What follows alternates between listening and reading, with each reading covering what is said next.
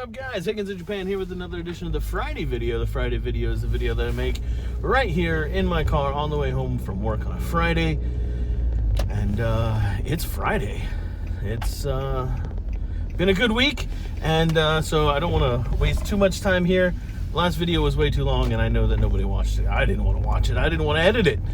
So let's keep today's video a little bit shorter. And first off, I want to say thanks for watching. Check out all the links in the description below if you want cool merch, quote unquote cool merch. You don't have to buy anything. You don't have to check out the links even if you want to. I mean, if you want to, you should. If you don't want to, you don't have to. Because if you just watching the video is what you want to do, then just watch the video, and that's what I appreciate. And I'm thankful that you are here watching.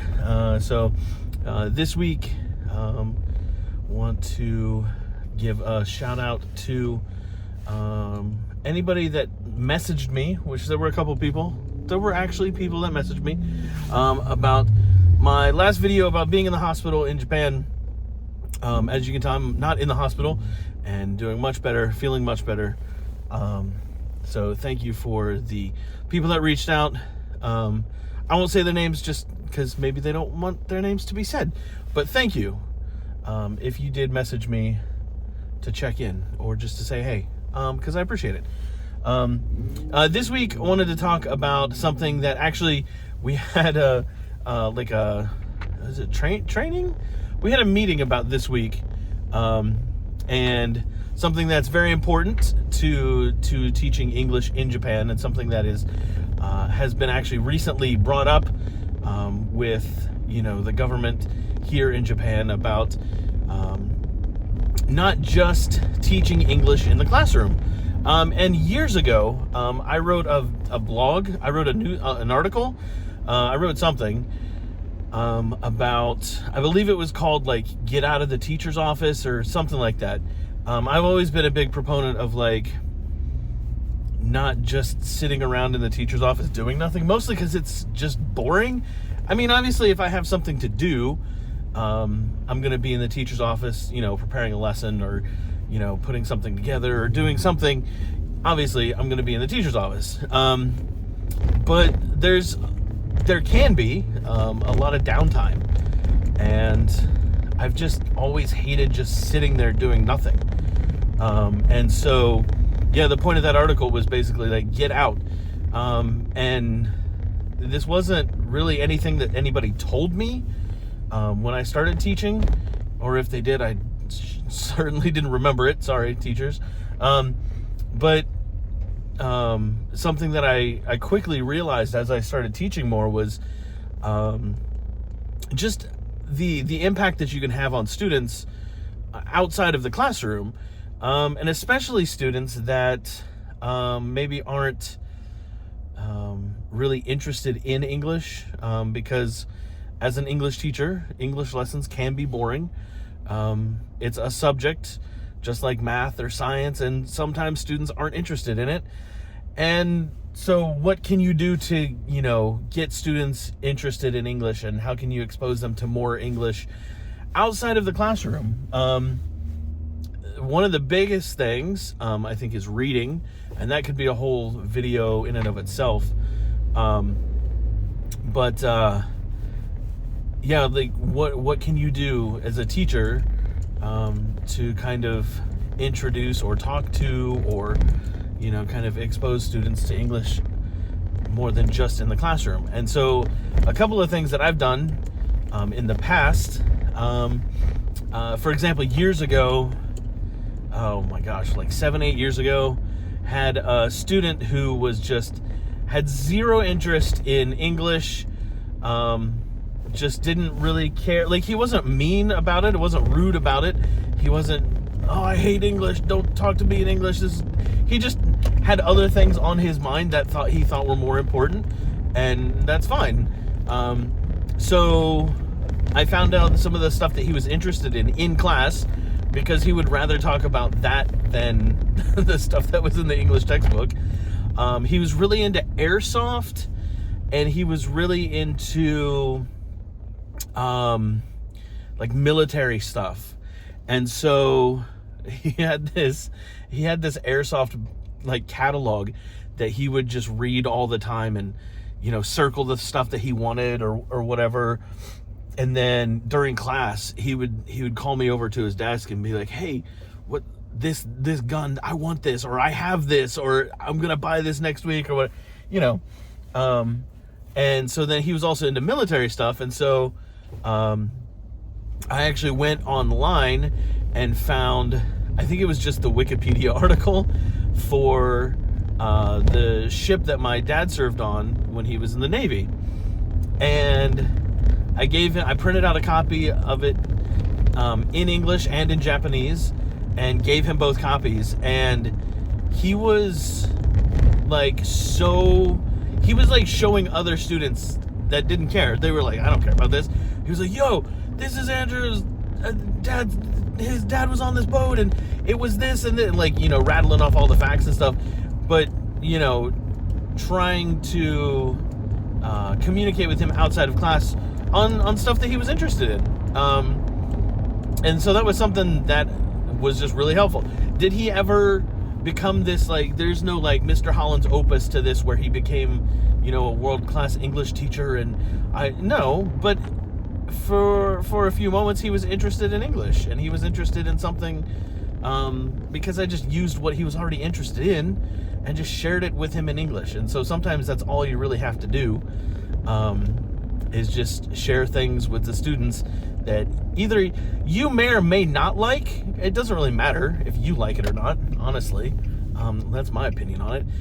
If your students are into it, and you can share something with them in English, that's a thing that they're interested in.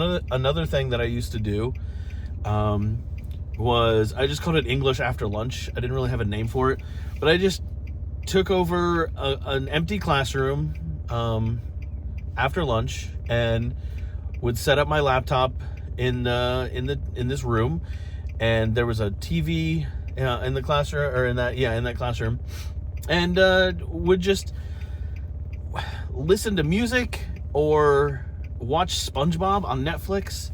It didn't really matter. It just kind of whatever I was. If I wanted to watch this, sports highlights from the day before that I might have missed, it's English. And so I would get different students, the kids that were into sports, that would be like, oh, what is this? Oh, this is American football. Like, oh, this is really cool. Oh, and it's in English. Like, I don't know what they're saying half the time, but I picked out this word here and there. Like, it's not all about, them getting it 100% right all the time. Just introducing them to English and kind of sharing, like, hey, there's a thing in English that you might be interested in.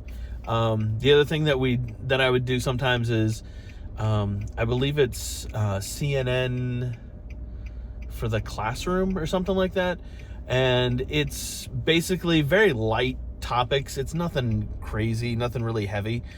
It usually wasn't. I don't remember. I haven't used it in such a long time, but it was basically just very kind of topical news topics that you could use to discuss things with students, or just kind of introduce new vocabulary, or all that kind of stuff. Can I go here? I mean, I guess I could, but I can't really see around this car, and the person behind me is probably not going to be too happy. Well, we got a green light. But yeah, so just the introduction of topics that maybe students already know. I mean, that's the thing. If they're into, I go back to whenever I started kind of listening to like Japanese music. To be honest, there's not a lot of Japanese music that I like, but if a student tells me they like that artist, I'm gonna kind of like maybe go home the night after, like check it, what is it, 1980? Look it up online, maybe find out some information about the artist or the band, or maybe their top song. Just check it out. That's what I was doing. Just check out the song. Listen to it and be like, oh, okay. And then the next time I have class, I can say, hey, I listened to whatever.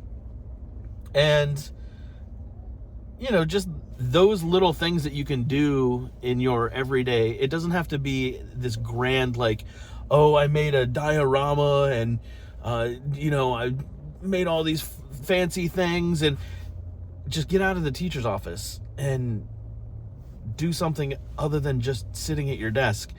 I've even gone to like PE class.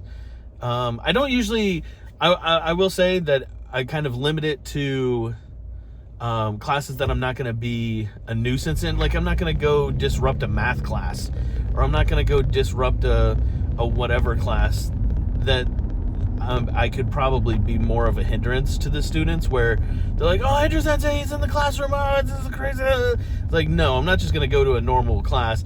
Like, if there's something going on in the gym, I'll go check it out. And just those little things of just showing up, going outside during breaks, different breaks, or like going outside after lunch and just walking around the playground and talking to random kids. Okay, maybe don't ride your bike in my blind spot. You know, just stuff like that, where you're just out and about and you're just there, you know, if English happens. And if you can make English happen in those places, that's great. Sometimes it just isn't spontaneous. You know, you have a random conversation with students, and yeah, that's just the way it works sometimes. But yeah, so that's it. That's all I wanted to say. Get out of the class, or get out of the classroom. Get out of the teacher's office, and you know, kind of try to introduce English in ways that are more interesting than the textbook. So it is winter here in Japan now, which means you can barely see me.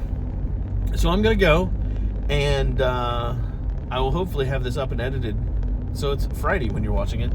And yeah, so I will catch you guys in another video on another day, probably a Friday, who knows.